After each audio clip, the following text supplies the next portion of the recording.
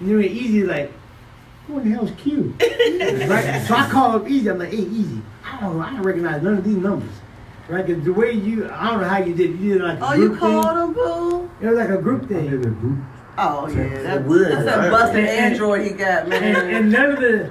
And it was just all numbers. No names came up. I know. It was the weirdest thing I've ever seen. This spam right here. Oh, bootleg group messages like then the Android. Yeah, it's like a group invite first, nobody's name. Yeah. But look, then when Easy responded. Easy responded with no problem. Then who it was. I recognize that. Somebody call me? Right. Yeah, Easy all over it. Yeah, cute. Hey! Is that Juanita? Yeah, that might be 109. I don't know. Oh my God. Oh, here you go again. Here we go. Here you go again. So it could have been Atlanta. I don't know. You know. Oh. Is she still listening? She probably is. Hey, Miss Atlanta. So I did have some other things I want to touch base on. I'm sure the guys have multiple questions for you too as they're getting in touch with their feelings today. It's easy when someone's,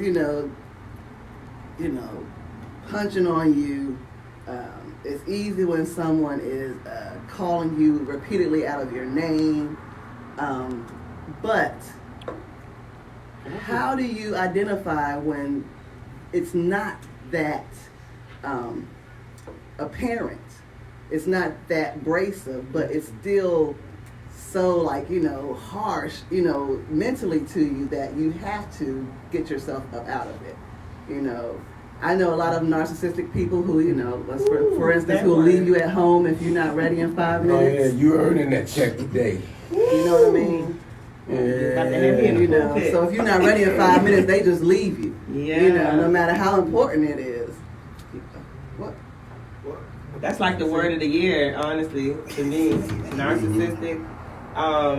I say that because even though everybody knows what domestic violence is. Right. Everybody knows what intimate partner violence is, right? Right. When you think of it, you do think of that physical aspect of it, or maybe it's a sexual aspect of it when somebody's trying to control you or make you do something.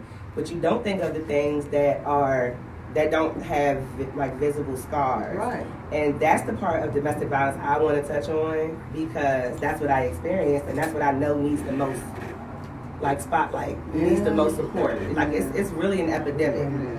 I can't say for sure that all abusers are narcissistic, but I'm willing to bet that they are and or have some type of toxic residue that they just haven't healed yet, I actually experienced narcissistic abuse. That's why I don't call it technically it's domestic violence, but I go into more detail and say it was narcissistic abuse. Yeah. And what that means is that it was happening so slowly over time that it wasn't until it actually eroded my entire spirit and soul that I realized that I was even being abused at all. Yeah. So when people have the question of why didn't you leave or why didn't you tell anybody, it's like tell somebody what? Right. I didn't even know what was going on. So how can I put that in the words and articulate it to you? Right. Okay. Can you give us some examples of what that looked like? And that's what I was gonna say. So no, you're fine. You got the right question. So I wanted to explain, what it looks like. So again, most narcissistic abusers are manipulators at their core. This means that they're not going to punch you and leave a mark on you because you won't be able to. They won't be able to justify why they did something like that. Right. So what they do, they have a lot of insidious and ambiguous behavior, such as, for example, passive aggressiveness. Yep. So that's where they're really, really nice and sweet when you're doing something that they like. And then next thing you know, as soon as you tell them no, that's when you're like the worst person in the world. There is no in between. It's either on 0 or on 100. It's like total different ends of the spectrum. And they're 5-0 when I'm pulled right now. There they go. Yeah. It's to the point where if you can't call the police because they didn't do anything that actually broke any laws. Yeah. Right? But that's scarier to me, you know what I mean? It is scary, and that's the thing. I don't know if they're premeditating it, but it's scarier to me because they know if they, like you're saying, if they see those bruises Well, that girl's crazy. You know, I didn't do nothing to her. You know? Yeah, so they can't, and that's the thing. So they have a smear campaign. They always want to control the narrative. I'm just giving you some of the behaviors that put you in the defensive or put you, you know, and then you don't even know all the time. So they'll be like idealizing you to your face and telling you how great you are, how much they need you, and you know, but at the same time they're going to behind your back and telling your friends that you've been talking about them. You would never know. You don't know until you're trying to get out and you need their support. Yeah. That's when you find out. Everything. That's when I found out. So it is absolutely premeditated, and it is absolutely all to get you isolated, and have you not having a support system when you need one the most. Okay. So does that mean it's like, you know, when you say not having a support system, does that mean they try to separate you from like friends and Absolutely. family and all of that? None of your friends are any good, none of your family's any good, that type of thing. Absolutely, and they take it even a step further. Anybody on my social media right now that has been there in the last year knows that whenever you try to go on record and say like, no, this is what this is, you end up looking crazy. You don't know that's what's going to happen, but you end up looking crazy because they've already told their story about how you're the crazy one, even to your friends. And social media is their playground because that's where illusions are made anyway. You know, so they're able to spin any kind of story, and next thing you know, you're all alone. And you know, I have these girls feeling bad for them. I can't believe you all the things you have to go through. Yeah, and because you're saying it out loud, they look at it as you're lying or you're trying to expose. You are trying to expose them, but not for the purpose of just exposure. For the purpose of letting people know, like, this is not a safe person. Yeah, you know. But I mean, trust me, they will call your family. And, you know, let your family know that you're insane. Yeah. That, you know, you've done this, you've done that. I mean, and you have no clue that they're even having, like, a lot of these conversations. Luckily, if you have a good family, you know, they chalk it up, you know, I mean, put it in reserves for later. Yeah. But they do a lot of calling to your family and friends, letting them know that you are, you know. Well, they make you out to be. Yeah, they plant a lot of seeds. They plant a lot of seeds. They make you out to be. They get people to watch you. Yeah. So, like, if you ever think that you're out without them, you're not. Yep. So let me ask you this. Were you allowed to drive? But I was watching. People took videos of me out, and I would hear about it the next day. I mean, it was. So would you recommend just let it go?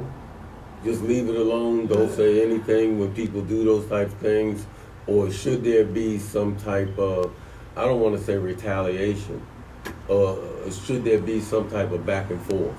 What do you mean? What do you mean by back and forth? You mean as far as like responding or fighting? Like you know, if someone says something derogatory or is trying to make you out to be this monster or something like that, and do you try to find out why someone would do that, or do you just let it ride? I mean, if it's about me or if I just see it, period. Like, that's what I'm trying to figure out. No, just in general, you know. You mean like if her significant other goes online and be like, you know, she did this, and, you know, you can't trust, you know, crazy. Okay, yes. And then you jump in. Do you defend yourself? Do you defend your honor? I didn't do that. Okay. Your name. And everywhere in the narcissistic abuse, like, support community, they always say, like, if it's a smear campaign, don't engage. Just ignore it. Like, don't try to defend yourself. You're going to look crazy. The only reason and probably rule that I have now that goes against that, the only exception is, in my case, it actually helped me. Mm-hmm. Okay, and I'm gonna tell you why. I started to learn about narcissistic abuse, their tactics. I started to learn all of those things. When you don't have any knowledge of what they're doing and you're just catching up, you're automatically on the defense. So what I did was I switched my position to offense.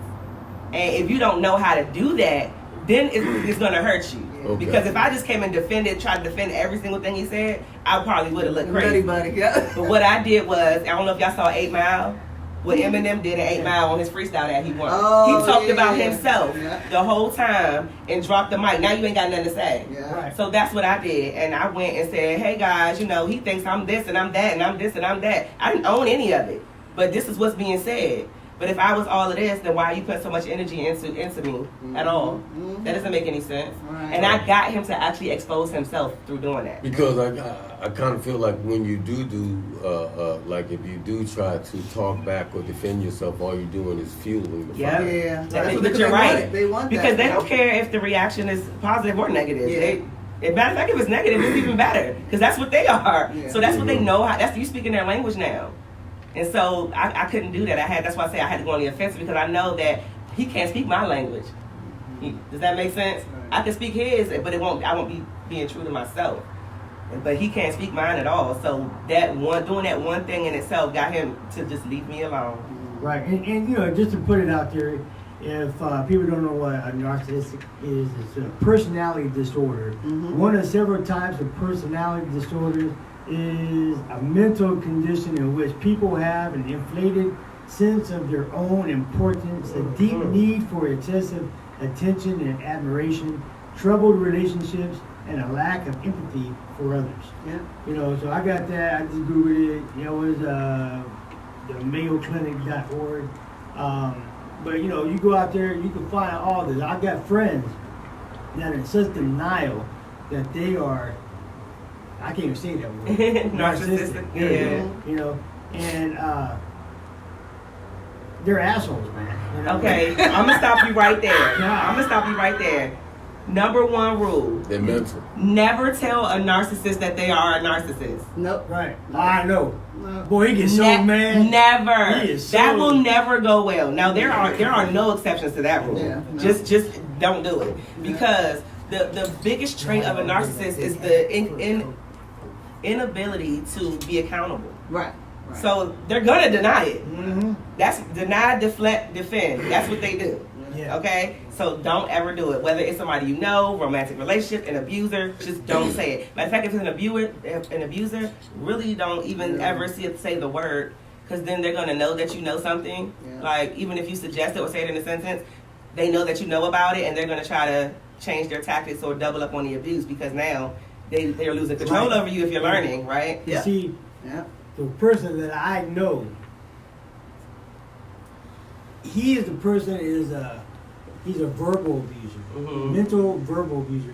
He belittles so much to where you're not on his level. You're not on my level. That's superiority complex. Yeah. Yeah. You know, and he always tries to say that I love my black women. I love these, and then push them down so bad, right in front of the face. I met this guy. But then comes online. And says, you know, the total opposite of how he is. Yep. Oh my I know God. like that. I You know know, something like that. and he sees it for himself because he writes it. He does it. Yeah, You know? they know what they're doing. They just want to admit it. That's the thing. know. So it's Yeah. not a total lack of awareness. Right. It's just that once you admit to something, you're supposed to change it and do better, and they won't do that. Yeah. So what's missing is the same thing that is essentially missing in a victim, which is like a wound that's not healed. So the difference is, okay, because I'm about to drop some words on y'all, okay? Okay, do it. So Yeah. me for example, I was a codependent. Okay, so I didn't realize that I knew I had codependent tendencies or behavior, but I didn't know that was literally my life role function. You know, and when I say that means like in my family, in my group of friends, like that was my role, like, and I didn't even realize that. So it took for me to go through that. That's why I don't say why me, because I got a lesson from it, right? Right. It took for me to go through that to realize that that's how I operated throughout life in general, and it was like tearing me down. Not just this one relationship did tear me down, but it wasn't just that, it was everything else on top of it. So I'm in codependent recovery, and the similarities between a codependent and a narcissist is that they both have wounds that they don't heal. The difference is that a codependent is able to reflect and, you know, and look inside themselves and love themselves. So what you were just talking about when you said that he said he loves black women, but then how he treats them, what that means is that he has an insecurity with them. Okay, he doesn't really feel good enough because he doesn't even like himself. Most narcissists don't. Even though they act like that outwardly, they really don't like themselves. They actually almost hate themselves. So that's why they treat everybody around them like that. Like, you can't be a nice person and love yourself and then treat everybody poorly. That doesn't make any sense. Right? So that's why they do that. And the typical relationship with a narcissist will go like this. It's 3 steps: idealize, devalue, and discard. There's That's it. now What do you say? idealize, Idealize. devalue, and discard. So idealize when you put somebody up on a pedestal and you tell them how great they are and how much you love them, and they love bomb you and they hoover you like a vacuum cleaner. They hoover you. They try to suck you in. Okay, and what they do when they're doing this, they actually mirror you and your qualities and your energy. And that's how you become drawn to them. You say, oh, this person, we have a lot in common. Oh my gosh, we like the same music, but they're mirroring you. That's not them. Right. But you don't know that, right? So then once they have you hooked, now you hooked. Now you're like, this is my soulmate, blah blah blah blah, right? You telling everybody about it, you putting it on my social media, all of that stuff, and I'm speaking from experience. You doing that, right? Then that's when the value will come, because now they know that you're going to feel stupid. Yep. And not want to tell people that, oh my gosh, I was so wrong about this person. That's when the abuse starts coming in, and they devalue you. Now that cycle might repeat itself a whole lot of times before the discard comes, but the discard will come. Yep. When they no longer find any use in you, and or when you become, like, I guess, no longer willing to give them whatever you were going to give them. That's when the discard comes. And the discard is, you already know when you discard something in the trash, that's when you use that word, right? That's exactly how they treat you, like the trash. Like, they leave you in the worst possible. Ain't no, I'm going to pay the rent till the month's over, till the lease is up. It's none of that. Nope. It's, I'm gone. And I already have a new supply while I'm at it. Yep. Now, do you also find, like, with a lot of narcissists who are on that level of abuse with other people, they tend to do a lot of their belittling behind closed doors as well? Or have you, you know what I mean, versus doing it in public where it's the same scenario? You sound crazy because I've seen how he treats you. I've seen how she treats you. But see, and this is the thing. That is how they are.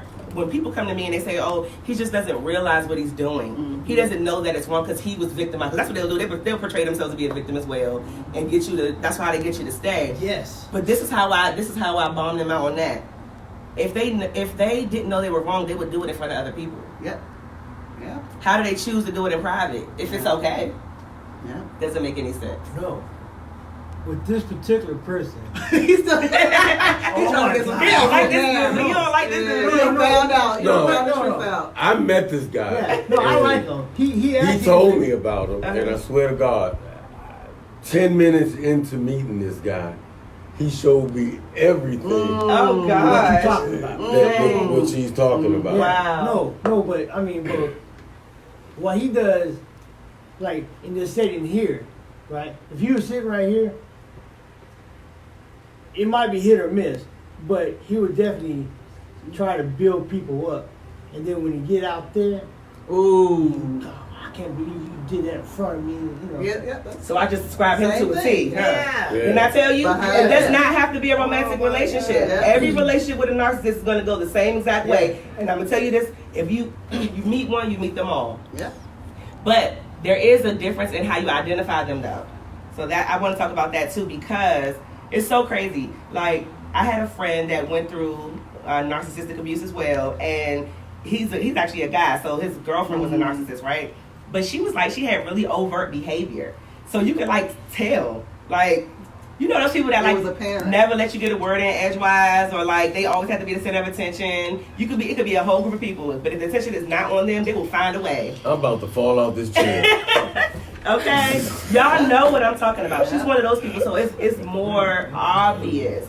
But then you have what's called covert behavior, right? Where the person is like really charming and funny and witty, and like you can never tell if they're serious or not. Like they'll throw a jab, but it'll be sarcastic. So like you can't tell if they're serious. They're very serious, but so that you can't.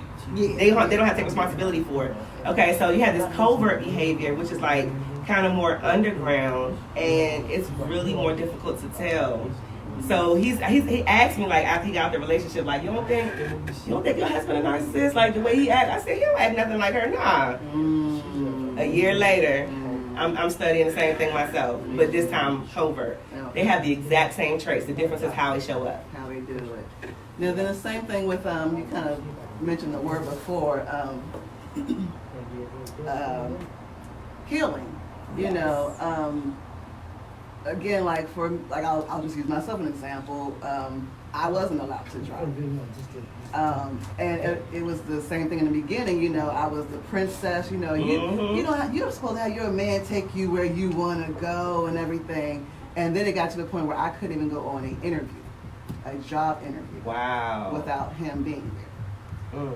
So when you find a person, you know, after you take some time, some years or whatever to yourself, and you find someone else, have you fully healed if you're still doing things like where you're not, you know, I guess subconsciously you're not going places because you're so used to them saying something to you, or you don't want to go here because I guess you were just so used to it being that way. Have you really healed, or is it just something that you just have to get past?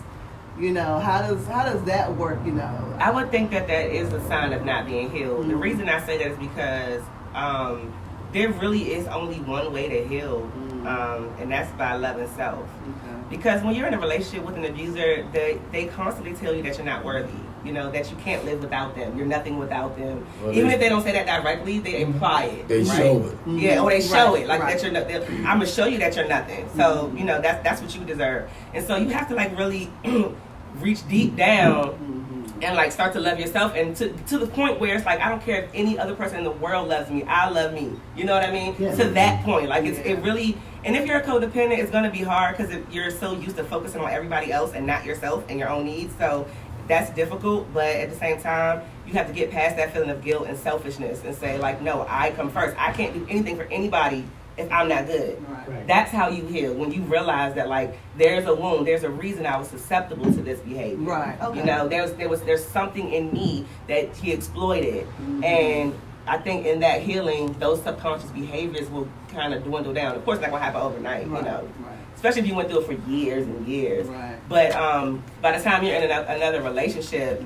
the person should be at least understanding of, you know, triggers and stuff like that, because you can always revert back to like a coping mechanism or like a fear, something that, because PTSD is real. I mean, let's be clear. Yeah. So it doesn't mean that you can't be healed totally. Gotcha. But if that person hasn't done anything to trigger you into feeling that way, then it is still just you. Okay. Yeah. Hey, I do have a special guest online right now. Okay. We're just going to refer to her as Lady A. Okay. Lady A, are you there? Yes, I'm here. All right, there you go. Good morning, Lady A. So when we're talking about the narcissistic relationship, and I was describing the friend, right? Just as the Lady A was doing the relationship with the friend. Oh, wow. Yeah. So this is live and in person right now. Well, on the mic, on the air, on the phone, whatever. But Lady A, push your cord in. Is it all in? Yeah, we're going to put it down. All right. Hey, Lady A, can you hear us? I can hear you now. Oh, okay. My bad. I'm all excited about this, man, because you know, we've been studying this for a long time, right? And so this is Miss Q right here, and she's got the answer. I mean, I'm over here. I got goosebumps. My hair's standing up. You know I don't have no hair.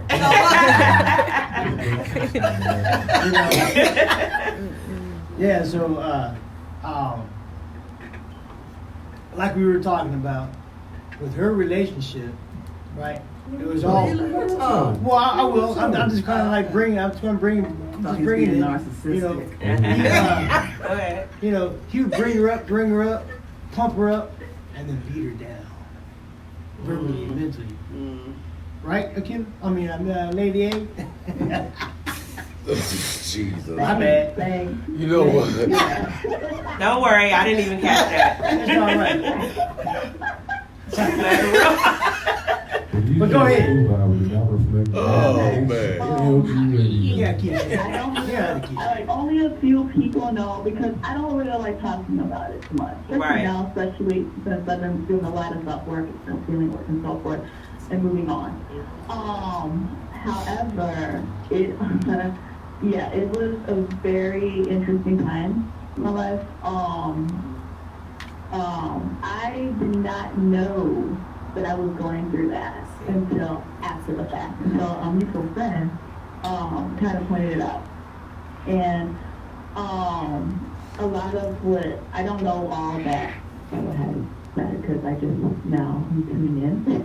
But yeah, the whole pumping up, the whole, you know, and then just being down, but in ways that it's unknown. Like, it started off, some of it was really, really small. Oh, you know, I love how you dress. And then the next minute, I can't stand that. You need to change this. You need to change that. If you want to be with me or go with me to anywhere, you have to look this way. You have to represent me. But when I flip it, because I'm off flip, a lot of times, a lot of our arguments with me getting tired of a lot of it and just saying, you know what, I'm going to, because I'm feeling like I'm being backed down and, you know, stripped away and so forth. When I flip it, there was issues with that as well. It was difficult because I know myself, I'm very empathetic. I'm very much an empath. Yeah. And so it was like the extreme end. You have the person who's just very empathetic, and then you have the one who's narcissistic. And in ways I knew that the person had a lot of stuff they were going through and had a lot of It's the same story. things they needed to go through. So I was trying my best to help. Yeah. And at the same time, I got going down so bad to the point where it all ended. I couldn't barely look at myself in the mirror because everything negative that was said to me, I just saw it. I didn't see me. I saw what was projected onto me as who I was. And now realizing a lot of it was, a lot of it could have been more of what how they thought of themselves. Yeah. So, because, and they flip it. You know, Flip it, that's a lot of things. So, I don't know what to say right now. I'm sorry. It's been a while because, like I said, I don't really, there's a lot of stuff I went through that I didn't know who to tell, and I didn't know what to say. Yeah. Because if I said anything too negative, like just even just a little bit, like, oh, this is happening, no one believed me. Yeah. No one believed me. They were like, oh, what do you mean? Like, that doesn't make any sense, because they saw how much I was giving and so forth. Or it was being all of the, well, you already knew who you were. You already knew what that was. Yeah. No. But you don't Not to that know, level. because they're mirroring you the whole time, so Yeah. there's no way you can know. Right. So how did you find the strength to just, move forward, or start moving forward? Oh gosh.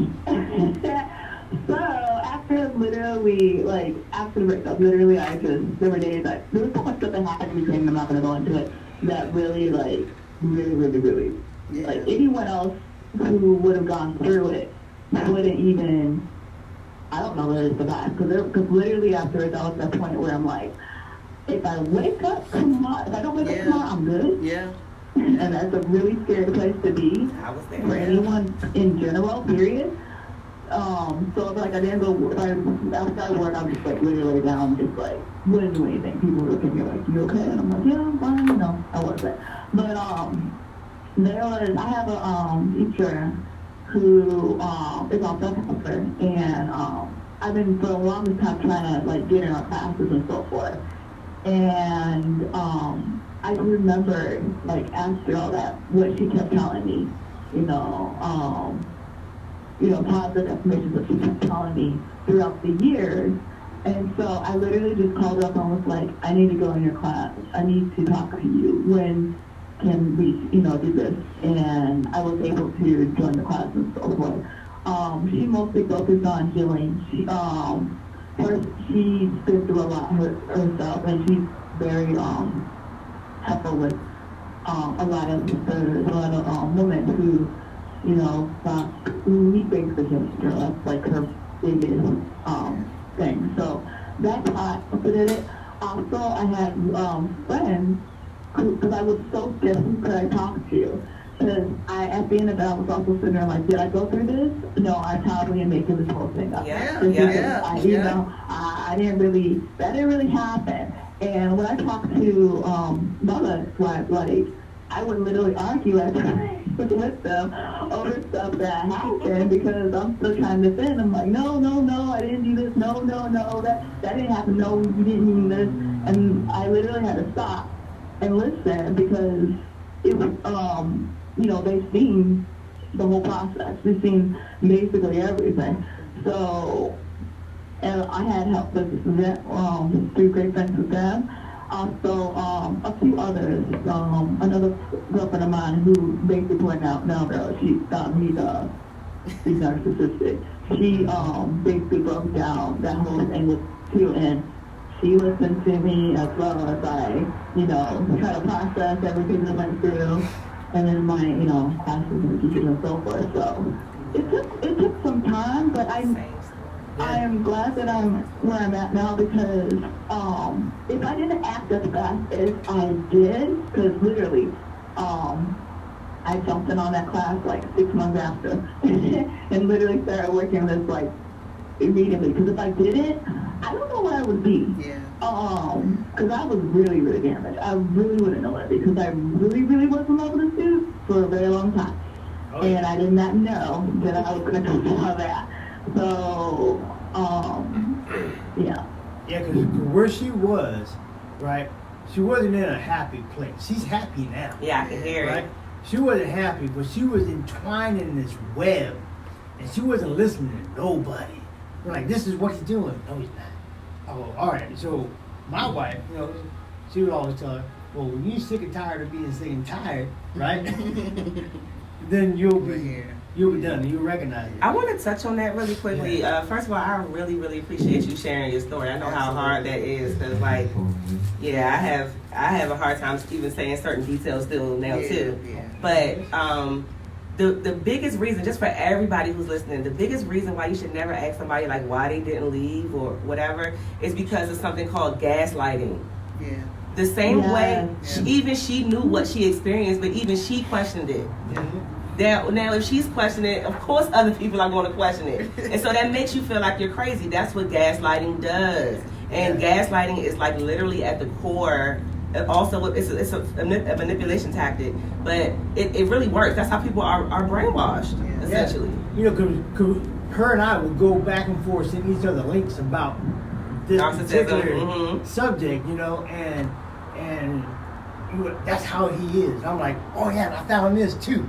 And then, but we never pointed toward her. Right. We always pointed toward him. Right. But not how she can get out. Right. Right. And that's where she found her other friends and whatnot. But oh my God. Yeah, it's definitely an ordeal. It's definitely a really, really big. It's trauma. Yeah. It's trauma. Even if that person never lay a finger on you, it's very, very traumatic. And sometimes, I mean, not to slight anybody that was ever physically abused, but it's worse to me, honestly. Oh yeah. I mean, I in my situation, he hit me a couple times, but I don't remember that. I don't, I probably didn't remember the next day. Bruises go away. Yeah. Memories. But that gaslighting, that emotional abuse, that crazy making, all of that's gonna stay with me for a while. Yeah.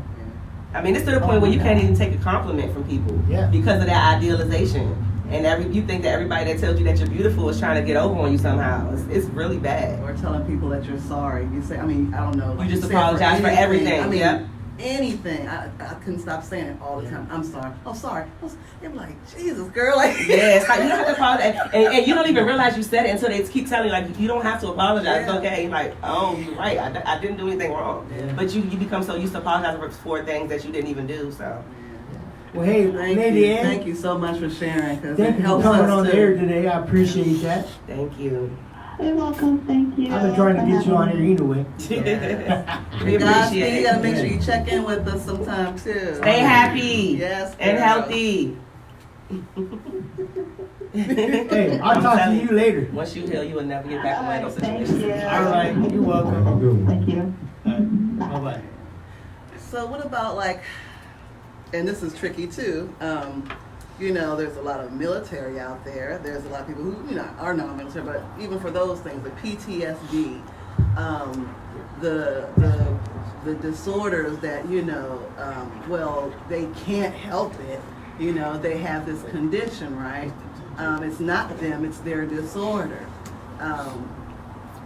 How do you help those people navigate to say, okay, well, even if they have this disorder, they still should be taking forth the steps, correct, to be getting themselves some help within that disorder. They don't have to just be that disorder, correct? Exactly, because you're not, first of all, you're not a disorder. Right. The disorder is a part, it's something that you have. It's not you. It's one of your traits.